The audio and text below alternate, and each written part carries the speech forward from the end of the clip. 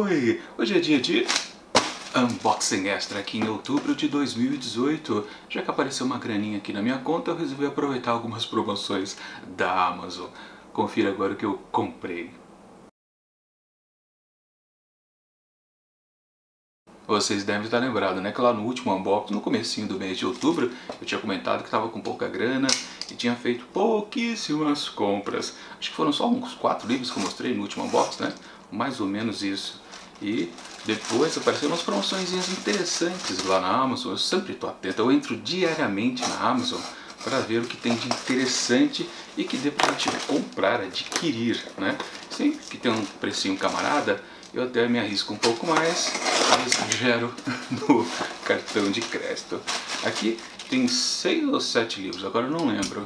Foi bastante comprinhas que eu fiz ali, extras, tudo um precinho camarada, tanto que eram justamente bons preços e por isso só numa caixa eu consegui fechar lá os R$100 para completar o frete. Geralmente eu faço isso e eu recomendo bastante que vocês façam, porque em alguns lugares pagar um frete caro não é lá muito interessante. Bom, pelo menos eu moro bem perto do estoque da Amazon, então geralmente as coisas chegam bem rápido para mim e eu acabo pagando um frete bem pequeno. Acho que é R$2,40 que eu pago, ou R$3,40, algo assim mais ou menos.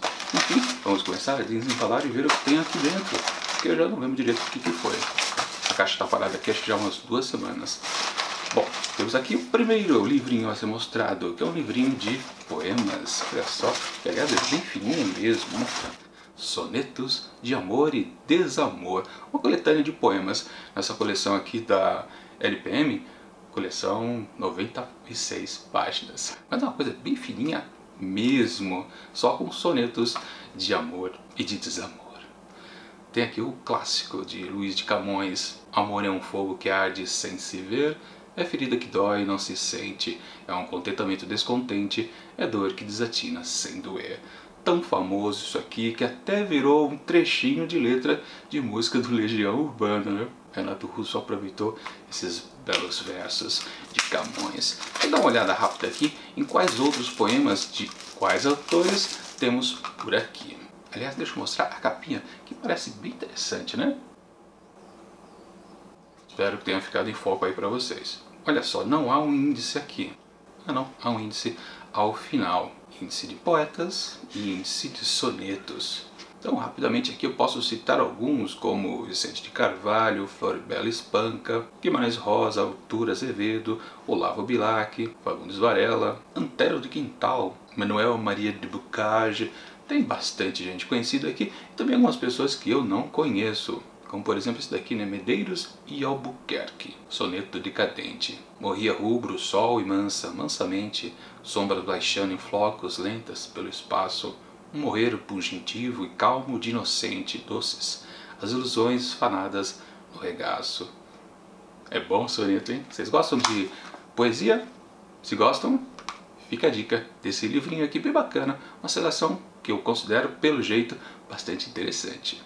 E indo agora para o segundo livro da caixinha, temos aqui mais papel e deixa eu pular esse aqui que eu vou deixar um pouco para depois. E agora um livro mais técnico, este daqui, olha só, caiu tudo. Uma breve história da literatura, escrito por John Sutherland.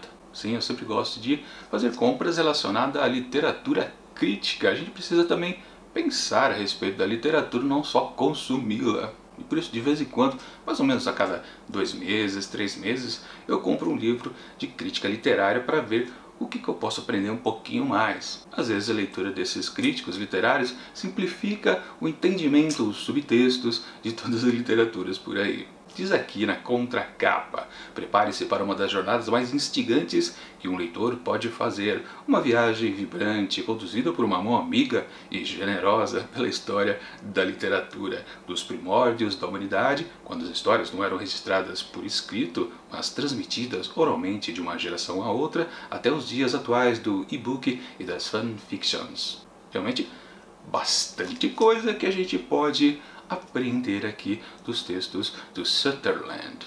Principalmente porque é algo bem abrangente, né? Ele não está focado apenas numa escola literária, como muitas vezes a gente encontra em alguns livros que a gente tem de opção aqui para poder adquirir. Ou, por exemplo, também quando algum autor foca, por exemplo, em 4, 5 autores para esmiuçar a obra deles e cai naquele pequeno probleminha, né? Já aconteceu muito comigo. Eu compro um livro e justamente os livros que estão comentados lá na obra, eu não li nenhum deles. Aí o que acontece? Eu não posso ler o livro da crítica, porque senão eu vou me auto-espoliar. Eu preciso ler os livros antes de pegar muitos livros de literatura crítica. Aqui, como é mais abrangente, ele não vai ter tantos spoilers assim, ele vai ser mais um apanhado geral. Então, por exemplo, é um livro que eu recomendo vocês adquirirem para poder saber um pouco mais de literatura. Falando nisso, né, deixa eu fazer meu jabazinho. Todos os livros que eu estou mostrando aqui nesse unboxing, eu vou deixar um link na descrição do vídeo para você poder adquiri-los através justamente da Amazon, que foi onde eu comprei. Lembrando,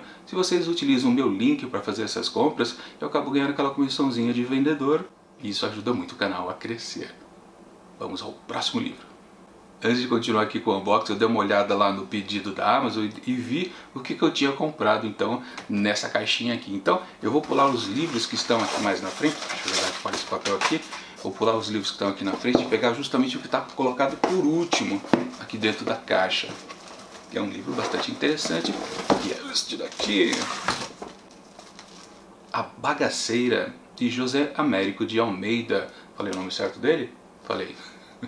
É um livro de romance regionalista. Aliás, um dos autores brasileiros pioneiro nesta vertente literária aqui do Brasil, de onde alguns autores brasileiros formou um grupo chamado de Romance de 30, ou algo parecido com isso. Por exemplo, aquele famoso livro da Raquel de Queiroz, O 15, faz parte desse movimento literário da literatura regionalista. Tem muito livro que está nessa vertente. E eu estava bem interessado em A Bagaceira. É um livro que de vez em quando eu topo com ele quando eu faço as visitas à livraria Saraiva. Eu gosto muito de entrar na livraria e ficar vendo o que tem lá de interessante. E é um livro que sempre me chamou a atenção. É bonita essa capa, olha só.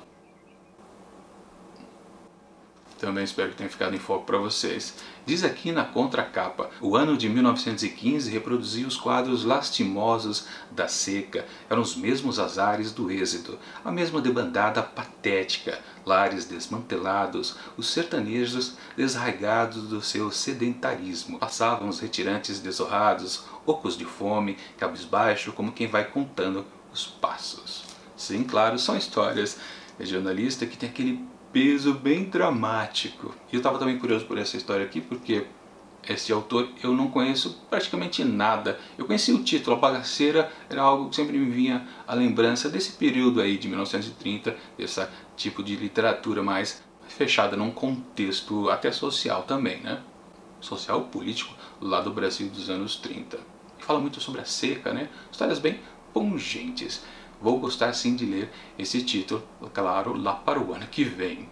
Aliás, falando nisso, vocês já leram o 15? Porque eu havia prometido de ler o 15 e nesse ano aqui de 2018 eu flopei. Mais um livro que eu flopei esse ano, não li o 15, de Raquel de Queiroz. Continuando, mais um livro aqui na caixa. E dessa vez um livro de história. História com H, não é história ficcional. Temos aqui Histórias Íntimas, da Mari Del Priori, uma historiadora brasileira que já publicou muita coisa. Aliás, uma autora uma pesquisadora, né, que foca muito no eu feminino e do descobrimento de como as mulheres passaram ao longo da história.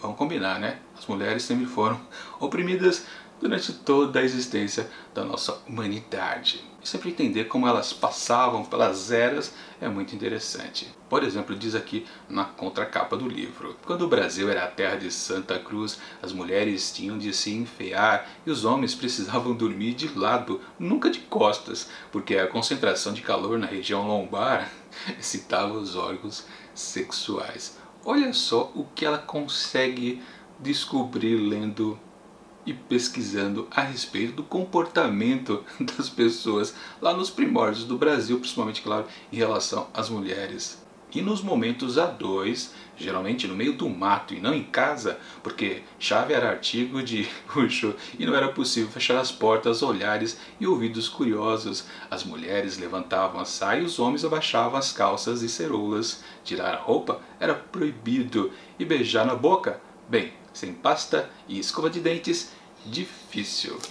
Outro dia eu estava vendo uma entrevista dela, da Mari Del Priore, e ela comentou, né, que realmente esse negócio de beijar na boca, essa coisa super romântica, essencial, né, para qualquer casal hoje em dia, só começou realmente depois da Segunda Guerra Mundial, quando realmente inventaram a pasta de dente para a gente poder limpar a boca. Porque imagine, naquela época, principalmente lá no primórdios do Brasil, né, ninguém lavava a boca. Devia ser uma carniça, tanto a boca dos homens quanto das mulheres, beijar só realmente no cinema ou na literatura romântica depois. Ótimo livro para a gente entender o Brasil e, claro, também o comportamento das pessoas, relações dos homens e mulheres no primórdios do Brasil. Histórias íntimas.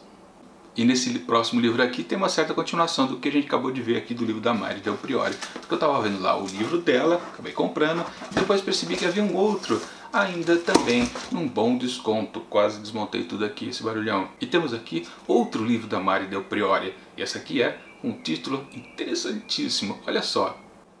Beije-me onde o sol não alcança. E não vai ficar pensando bobagens. Talvez não seja exatamente isso. E aí, que está passando pela sua cabeça. No caso aqui, é uma história ficcional, mas claro, é um romance histórico, com muitos elementos verdadeiros que a Mari Del Priore pesquisou. No caso aqui, vamos ver o que adianta a contracapa. Em sua estreia como romancista, a consagrada historiadora Mari Del Priore narra a fascinante história de 3 personagens reais. Um conde russo, que vem ao Brasil casar-se com a herdeira de um barão de café e envolve-se com uma ex-escrava. Ao traçar essas histórias de paixões e desilusões amorosas, de sucesso e ruínas, de sedução e traição, a autora também narra uma época. Beije-me onde o sol não alcança compõe com precisão o cotidiano de cidades como Paris, São Petersburgo e, sobretudo, Rio de Janeiro, na segunda metade do século XIX. Uma grande história de amor baseada em documentos reais. Um romance verdadeiro. Sim, também outra pérola da Mari Del Priore, para quem gosta de histórias lá dos tempos antigos, para entender de novo como era a relação das pessoas. Vocês sabem, né? A literatura é sobre sentimentos humanos, principalmente a literatura de ficção, mas quando a gente pega livros de literatura que tem o cunho histórico, a procura do que era o real lá naquela época, a gente também acaba encontrando, sim, as relações humanas do mesmo jeito. E para fechar a caixa aqui, outro livro interessante que eu gostei muito de ter encontrado lá, também num bom preço na Amazon. Eu estava até de olho nele já há algum tempo. Para jogar a caixa aqui, fazer barulho logo, acho que bateu na câmera, tremeu, não sei, enfim.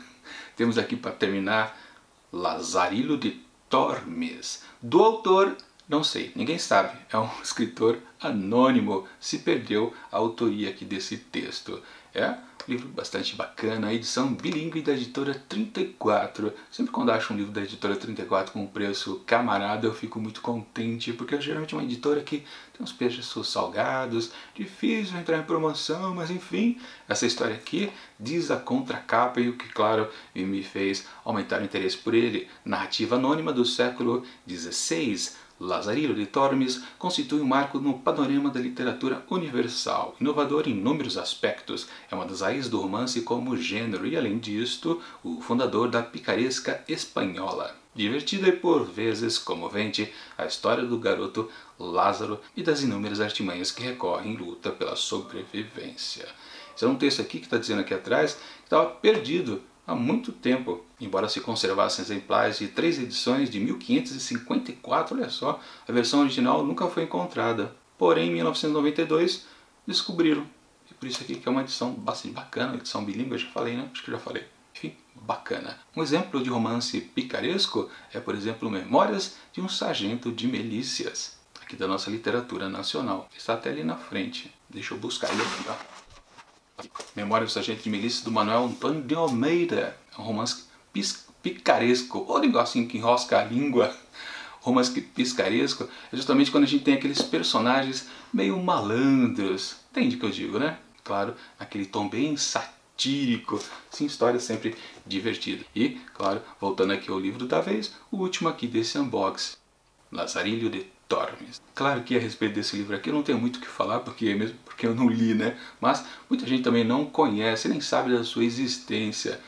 Eu conheci por acaso, meio que fuçando mesmo lá nas páginas e páginas da Amazon. Aquelas recomendações a gente acaba encontrando algumas coisinhas curiosas e descobrindo coisas muito boas de serem lidas. É o caso com certeza disso aqui, e isso complementa, claro, aquele outro livro que eu mostrei agora há pouco sobre a história da literatura. Em livros como aquele a gente pode até encontrar alguma coisa nesse aspecto aqui. Enfim, vale a pena também ler coisas diferentes do nosso usual, fugir dos classicões ou então dos best-sellers ou aqueles títulos manjados. O importante é sempre ler, quanto mais, melhor.